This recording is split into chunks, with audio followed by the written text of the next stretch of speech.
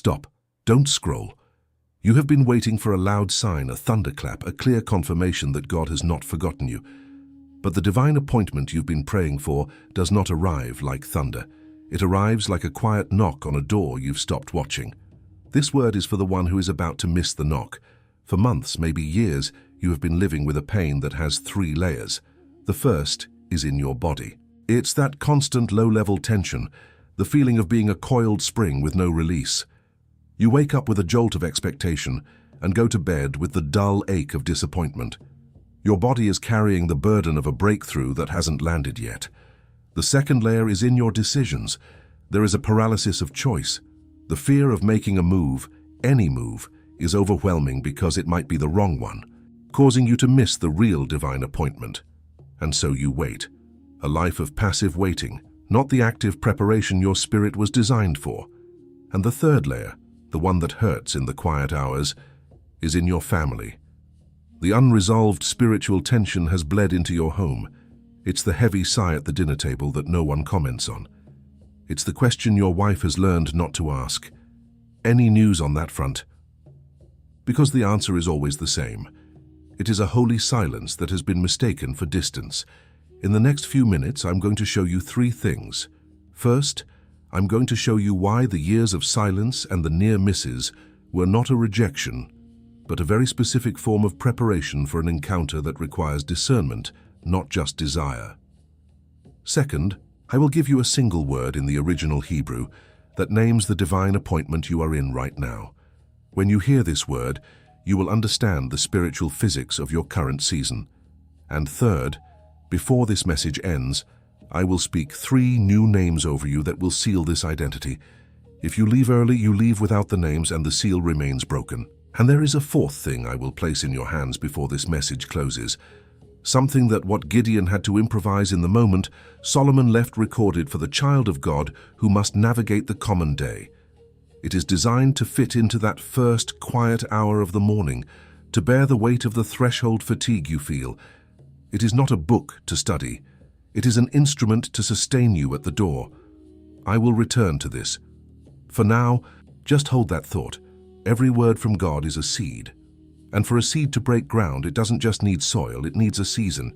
You have been in a long winter wondering if the seed has died. But this is not a message about the seed. It is a message about the sound of the ground beginning to crack. Before I give you this word, I need you to understand that your presence here, in this moment, is an act of faith. And if you are ready to receive what has been prepared for you, I want you to make a declaration. I want you to write present in the comments below, not for me, not for an algorithm, but as a sign to heaven that you are attending your own appointment. Write present now, and it is precisely for this, for the sound of the key in the door at the end of another empty day, for the weight of the phone that didn't ring, for the silence at the dinner table, that there is something Solomon recorded, a 2-minute key that fits into your ordinary day, which I will show you later. Keep that in the back of your mind, and if you must leave before the end of this video, that instrument is already waiting for you in the first pinned comment right below. But I ask you to stay until the end, because without the context that is coming now, the key does not have the same weight in your hand. Before I give you the word, I need you to recognize 5 things that are happening to you right now. These are not predictions, they are confirmations. They are signs that you are already living what I am about to describe. You just didn't have a name for it. If I am right about at least 3 of these, you and I will both know why you stopped scrolling today. The first is the sign of the near miss. This is a pattern of opportunities that almost materialize, but then vanish at the last second. The job you were perfect for, but they went with an internal candidate. The door that was about to open, but the funding fell through. It feels like a string of failures, like God is teasing you. But what feels like rejection is actually God calibrating your discernment. He is showing you the kind of door He wants you to walk through, so that when the real one appears, you will recognize its shape and its weight instantly. You are not failing. You are being trained. The second is the sign of the coiled spring. You feel this in your body. It is a deep, persistent sense of readiness without an outlet, a spiritual energy that is restless and potent, like a racehorse forced to stand still. You wake up ready for battle, but your day is filled with mundane tasks. What feels like anxiety is actually your spirit recognizing that the appointed time is near, even if your mind cannot see the evidence. Your soul hears a trumpet that your ears cannot yet register. It is the tension of imminence. The third is the sign of the silent table. The conversations at home, especially with your spouse, have become shallow and safe. They have stopped asking about your deeper spiritual state, not because they don't care, but because the silence in response has become too painful for both of you. The question, "How are you?" has been reduced to the practical, because the spiritual is a holy ground of waiting that neither of you knows how to walk on right now.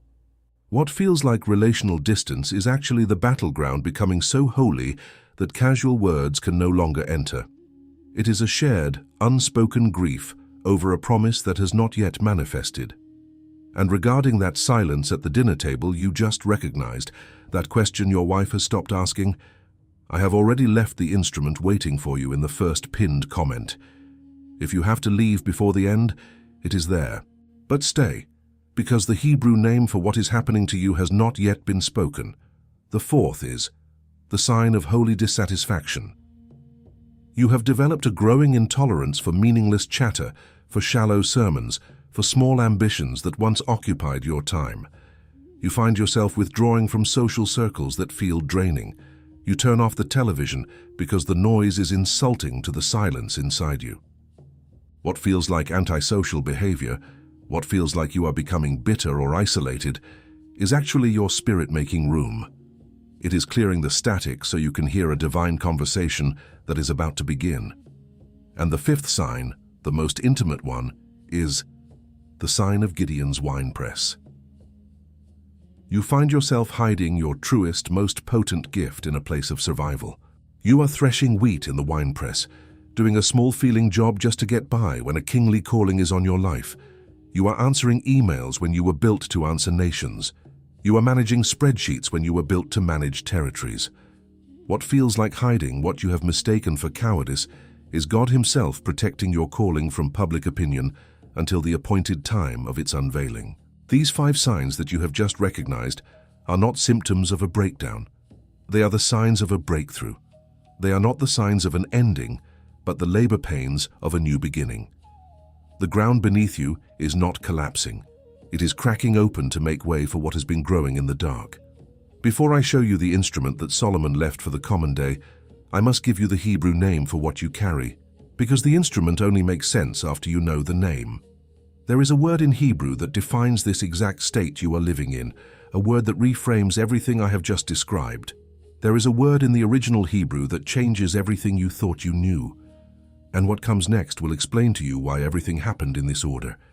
And to carry the weight of this unnamed state, this threshold fatigue, for another night, is not what Solomon prepared for you. He prepared something else, and that something else is what I am going to place in your hands now. It is not theory, it is an instrument. The code of Solomon's wisdom is the instrument that Solomon left for the child of God, who must navigate the common day without losing what they received in private. When you find yourself arriving 5 minutes after the door of opportunity has closed, again, you need an instrument that teaches you to recognize the sound of the hinge before it moves, not after. When you come home carrying the weight of the day and find yourself preparing for another silent dinner, not as one preparing for a divine arrival, but as one mourning another day's departure, you need an instrument that bears that weight so your family doesn't have to. And when you need to walk with the quiet authority of someone expecting a divine appointment, but all you feel is the frantic energy of someone begging for a sign, you need an instrument that sets your posture before you even leave the house. And if you're feeling right now that this is exactly what you need, before I even continue, place your thumb now over the link in the first pinned comment. Don't click yet, just place your thumb. Feel the weight of the decision before you make the decision. This is not a method to do more. It is an instrument to sustain more. It does not train you. It covers you. It shows you where the threshold fatigue is operating in your spirit before it turns into a wrong decision that costs you another month, another year.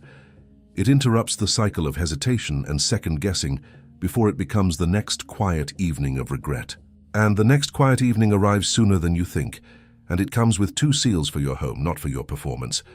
The first seal is the ritual of the righteous sleep. It's an audio. You don't read it. You lie down. And what you used to call insomnia, today you'll call unsealed vigil. And you'll learn to seal the night with the right name, in the right order, in the right voice. The second seal is the awakening of clarity, the 7 morning decrees. 7 short phrases, 1 for each morning of the week. So you don't wake up again without identity, so you cross the first hour of the day with the posture of one who has been sent, and not with the posture of one who has been run over, and this hesitation you're feeling right now. It is not doubt about the instrument. It is threshold fatigue operating inside you in this exact moment, doing what it always does, pushing you to close the window. You recognize this pattern. It came under other forms. It was the time to pray, and a wave of sleep came over you. It was the time to open the Word, and your phone rang with an urgent but not important call. It was the time to break a cycle, and a sudden distraction appeared.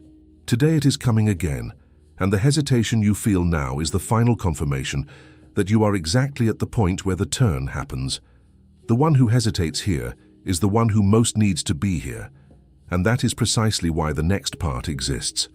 You have 7 days to use it and feel it. 7 full days.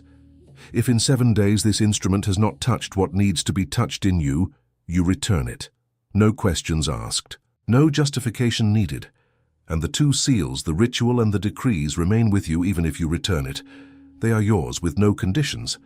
But I need to be direct with you. The real risk is not spending less than a Thursday lunch at the diner. The real risk is the next quiet evening arriving and you are still empty-handed. That is the risk that has a face. And perhaps you're asking yourself now a few questions that deserve an answer before we go on. You might be thinking, I feel like I've missed divine moments before. Why is this different? It's different because those near misses weren't failures. They were training your discernment for this specific appointment. You were learning to recognize the sound of the hinge. This instrument doesn't erase the past. It equips you to finally use that training. Or you may ask, how is a digital guide going to help me recognize an actual move of God? Because God often speaks in whispers, not thunder. This instrument isn't the move of God. It's the hearing aid. It's designed to help you filter out the noise of your own doubt and the enemy's distractions so you can hear the quiet knock of the appointment you're already in. And maybe you're wondering, why do I need the bonuses? Isn't the code enough to recognize the moment? Recognizing the moment is the first step. The bonuses ensure you have the spiritual stamina to act on it. The ritual of sleep silences the anxiety of waiting at night, and the 7 morning decrees arm you for the day so you don't just see the door. You have the strength to walk through it. And still, if you only want the guide, it is enough. But the complete home is with all 3. Several people here, men and women who felt that coiled spring in their bodies for months, walked through their first week with this instrument and described the 8th day with the same phrase, I did not wake up in alarm. Several people who were paralyzed by the fear of making the wrong move used this for a week and described their posture in a critical meeting as the posture of one who knew the name of what was happening in the room. And several fathers and mothers who used to bring the heavy silence of an unfulfilled calling home to the dinner table used the decrees in the car before walking through the front door and described that first week as the week my wife stopped having to ask if I was okay. Perhaps in 3 hours you will be lying in bed again with that coiled spring feeling in your chest, remembering you saw this video and still did not reach out your hand. Perhaps during the next quiet evening, that subtle feeling of a divine appointment arriving will come, and you will think, I knew what that was.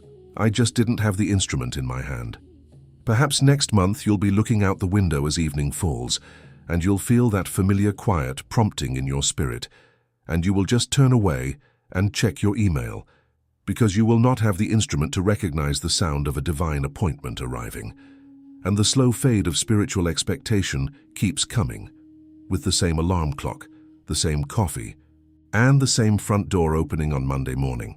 The link is in the first pinned comment pinned for you, not for everyone, for you. Whoever needs to cross the next quiet evening with the instrument in hand, clicks now. And when you do this, when you open this link, you are not buying a book.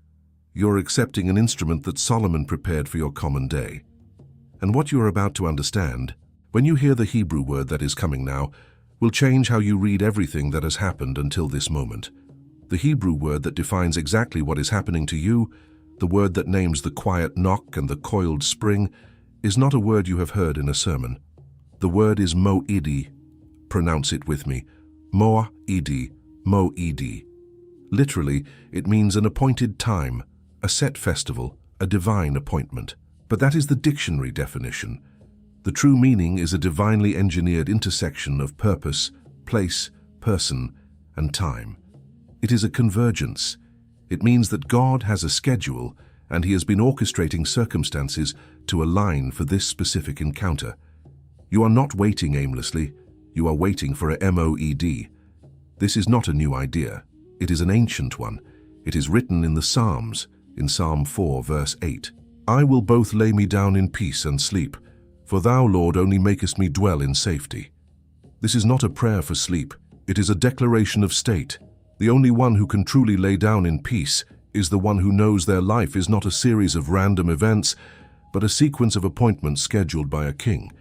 The peace is not the absence of problems. The peace is the presence of a MOED on the calendar. It is the deep, cellular knowledge that you are where you are supposed to be, right on time. This reality is best seen not in a king on a throne, but in a man in a hole, a man named Gideon. When we meet Gideon, he is not a mighty man of valor. He is a man hiding in a winepress, a place for crushing grapes, but he is there beating out wheat, a job for an open threshing floor. He is doing the right job in the wrong place because he is terrified. He feels forgotten by God and oppressed by the enemy. He is living your pain, the sense of being overlooked, of hiding a great calling inside a small survival. His problem was not a lack of desire. It was a lack of confirmation. The angel of the Lord appears and calls him a mighty man of valor, but the name doesn't fit the man's reality. And in that gap between the divine promise and the human condition, Gideon does something remarkable. He doesn't just try to have more faith. He asks for an instrument. He says, "If now I have found grace in thy sight, then show me a sign." He needed a bridge, and the wisdom he received was not a feeling. It was a physical tool, a fleece of wool. He wasn't told to just believe. He was given a practical way to test the word. First, he asked for the fleece to be wet with dew while the ground around it was dry. He was asking God to operate outside the laws of nature, in a small, contained, personal way. This was not a test of God's power, it was a test of God's presence with him. He would go to bed in his state of paralysis and wake up in the morning to a tangible answer. He walked out to the threshing floor and the ground was dry, but he picked up the fleece and wrung a full bowl of water out of it. The next night, he reversed the request. And again, God answered. The miracle wasn't in the water. The miracle was in the confirmation that broke the paralysis. The fleece was the instrument that allowed him to move. That was the turnaround. The moment he held the evidence in his hands, the fear did not vanish, but the authority of the divine appointment became greater than the authority of his fear. The MOED had arrived, but it required a tangible point of contact for him to step into it. It required an instrument, and what Gideon had to improvise with a fleece, a tool for a single night of desperation, Solomon recorded as a permanent principle. The wisdom was codified. What was once a sign for one man became an instrument for every child of God who finds themselves at the threshold of their own MOED and needs the wisdom to act. The instrument that Solomon left is the same one that is waiting for you. Do you remember the seed I told you about at the beginning of this message? The one you thought had died in the long winter of silence. The word Moed is the name of that winter season ending. It's not the harvest itself. It is the sound of the frozen ground beginning to crack. It is the first sign that the thaw has begun, and what was growing in the dark is about to break through into the light. And now that you have the name for your season, I need to give you 3 things. First, the specific type of calling that is on your life, which will explain the specific type of attack you have been under. Second, 3 new names that will seal this identity over you. And third, the weapons you will need to guard what you are about to receive. and we must begin with the nature of your calling. You are attacked precisely where your identity is meant to manifest with the greatest force. There are several types of callings God is activating right now, and the enemy has a specific strategy for each. Before I seal the 3 names over you, you need to identify which calling is yours, because the instrument applies differently to each one. The first type is the sentinel of the threshold. Your calling is to open doors for others, for your family, your community, your church. You are designed to facilitate everyone else's breakthrough. The attack against you is therefore precise. It is to make you feel permanently stuck at the threshold yourself. You watch person after person cross over into their promise because of a word you gave or a path you cleared, while your own door seems perpetually locked. The enemy wants you to believe you are the gatekeeper, but never the guest. The second type is the architect of the unseen. Your calling is to build things that do not yet exist, a ministry, a business, a new family legacy, free from the cycles of the past. The attack against you is a constant fog of confusion and a paralyzing lack of visible progress. It makes you feel like you're building with no blueprint and no foundation. Every step of faith feels like a step into a thicker mist, and the enemy whispers that you are building a monument to your own delusion. And the third type is the ambassador in waiting.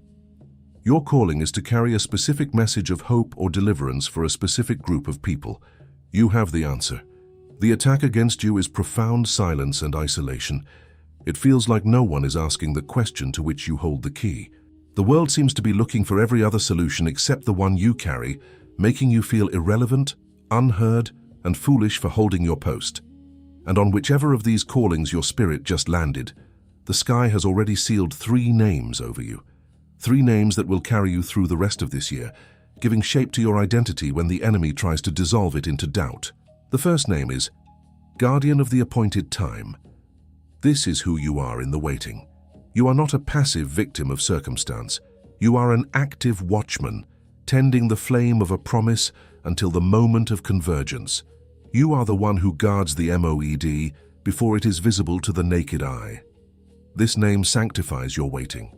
You are not stuck, you are stationed. And the instrument Solomon left is what keeps your eyes on the horizon, not on the clock. The second name is Bearer of the Unspoken Invitation. This name describes the authority you carry. You are attuned to the divine invitations that are not announced publicly, but are felt in the spirit. That holy dissatisfaction, that near miss, that coiled spring, those were not random feelings. They were you sensing an invitation that others could not hear. You are not antisocial. You are spiritually discerning.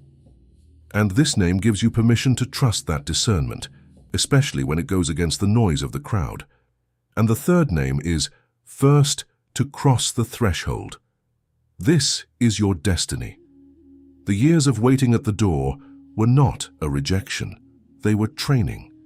You are being trained to be the one who recognizes the unmarked door of a MOED and has the courage to be the first to step through.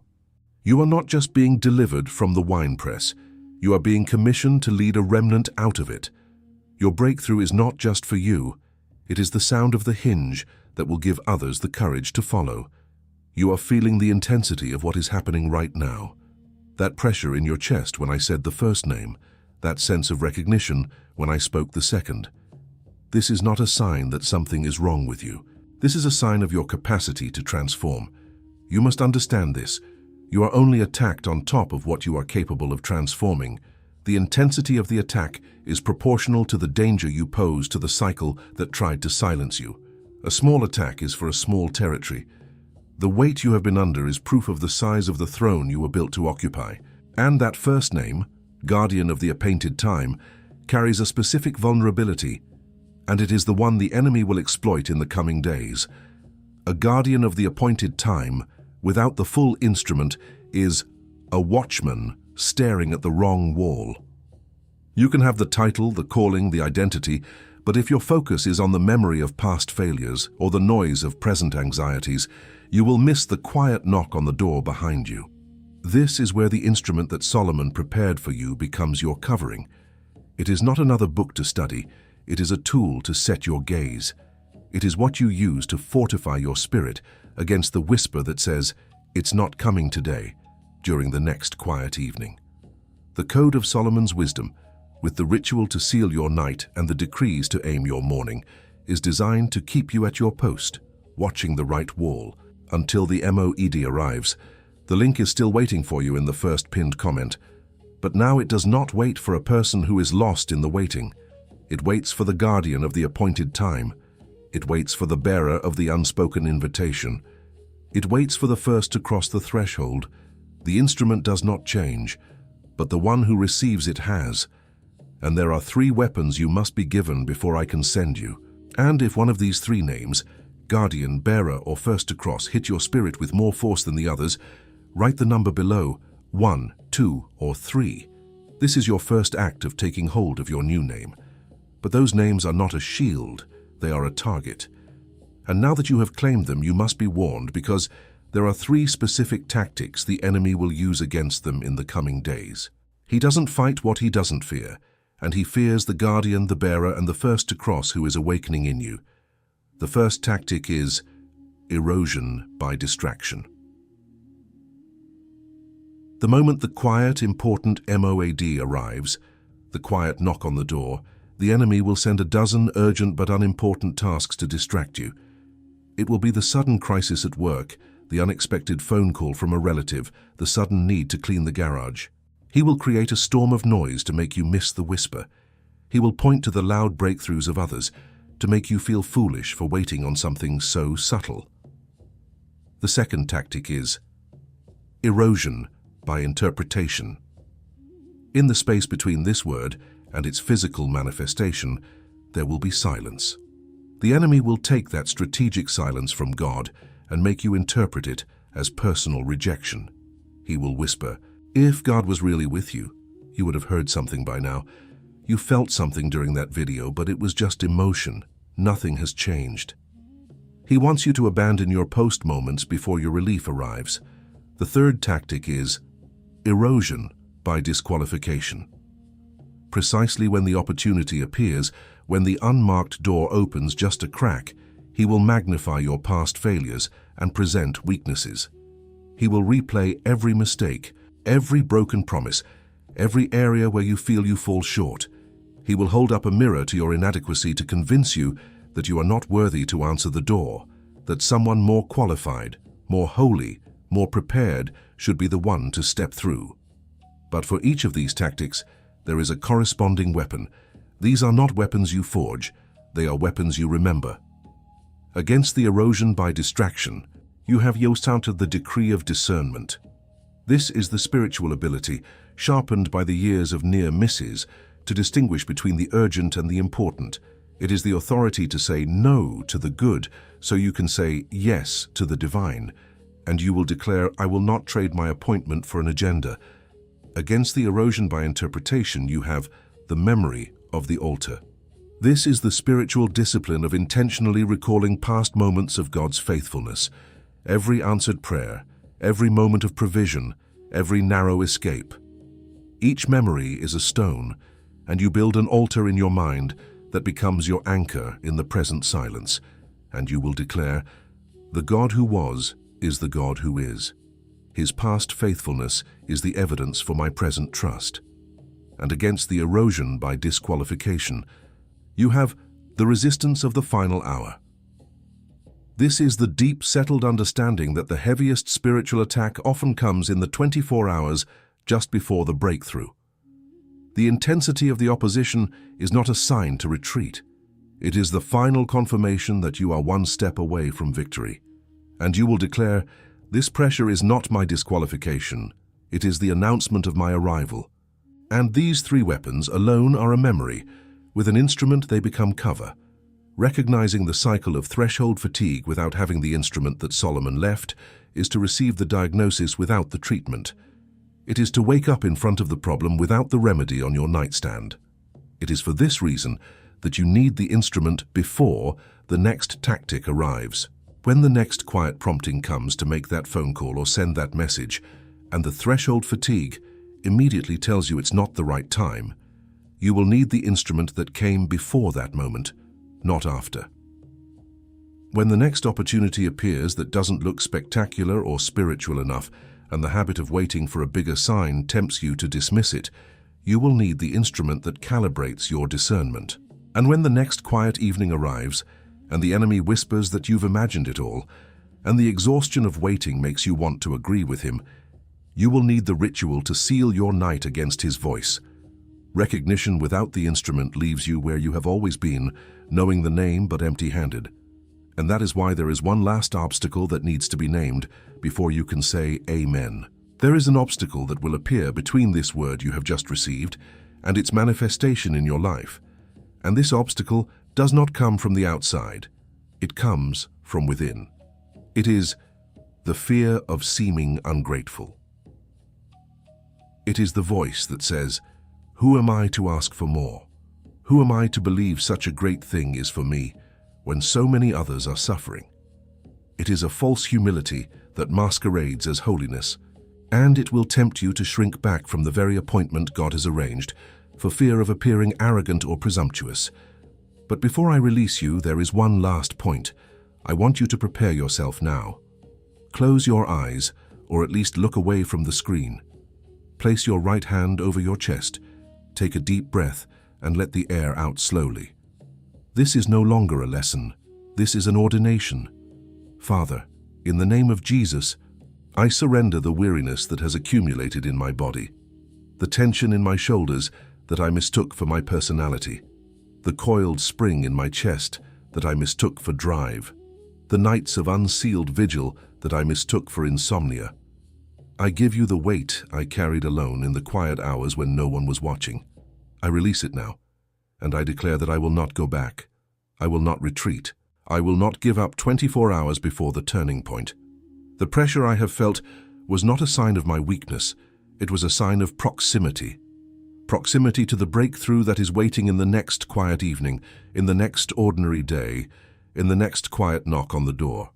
And I receive now the 3 names that have been sealed over me. I receive guardian of the appointed time. I receive bearer of the unspoken invitation.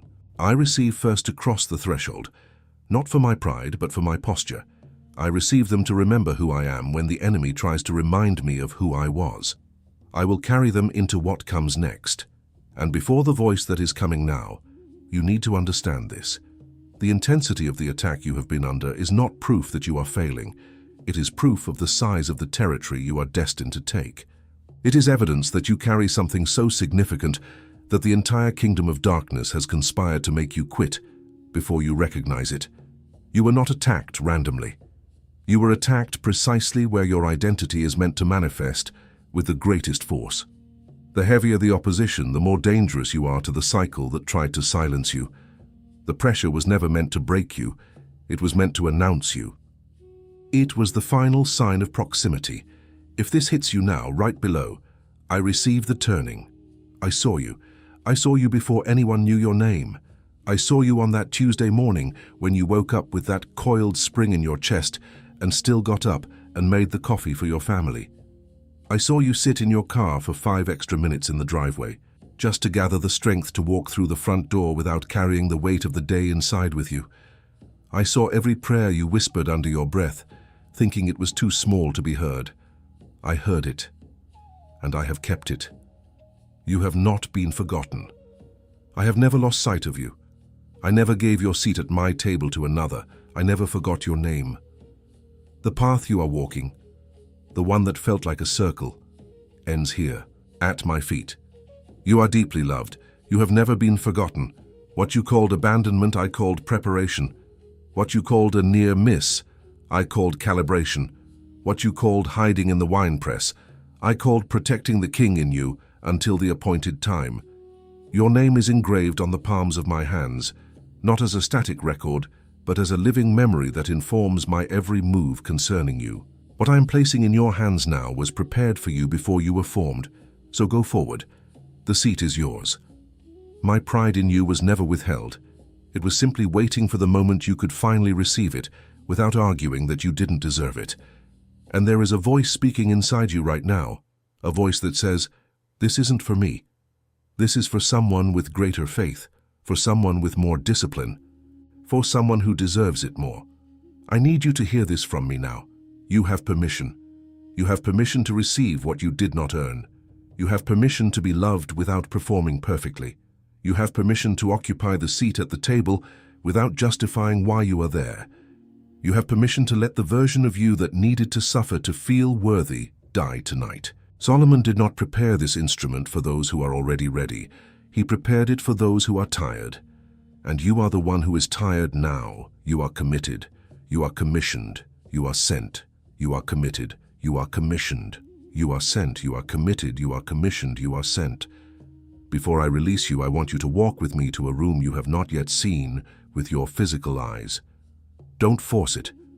Just let the image arrive. There is a long table. Light comes from a place you cannot identify.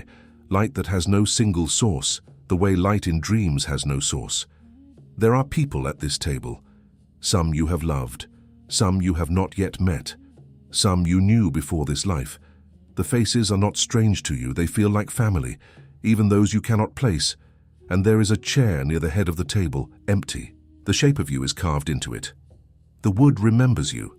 The seat was waiting. Solomon is at the head of the table. He was waiting too. You are not creating this scene. You are remembering it. This room has existed since before you arrived in this life. The chair was always yours. No one was ever permitted to sit in it. It was only you. Don't say amen yet. Sit in this for a moment. Feel the weight of what just happened. Now, you may say amen. And that seat at the table that the Father just showed you, it must be guarded. I want you to hear something before you close this video, because there's a phrase the adversary will whisper in your ear in the next 3 hours. I'll name that phrase now, so you don't fall for it. But before the phrase, there is something you must receive. What was sealed here will be tested during the next quiet evening. And remember the permission you received just a few minutes ago. You have permission for this. You do not need to be ready. You do not need to deserve it any more than you do right now. Solomon did not prepare this for the one who has arrived. He prepared it for the one who is here. The code of Solomon's wisdom is waiting for you in the first pinned comment, right below, with the ritual of sleep and the 7 morning decrees. For less than a coffee and pastry at the bakery, because a guardian of the appointed time without cover will be pulled back into fatigue during the next quiet evening. And the adversary is counting on that quiet evening. It is not an expense. It is an instrument, and Solomon prepared it for you to cross what is coming with a firm hand, not an empty one, with a 7-day guarantee. The risk is ours. The hand is yours. Click now, while the decree is still alive in your chest. Not tomorrow, not after a shower, not after you talk to someone, because the first person you talk to will have a reasonable opinion that will cost you the instrument, because whoever leaves it for later leaves it for never. And the adversary already knows this. The phrase is, "This door will still be open tomorrow."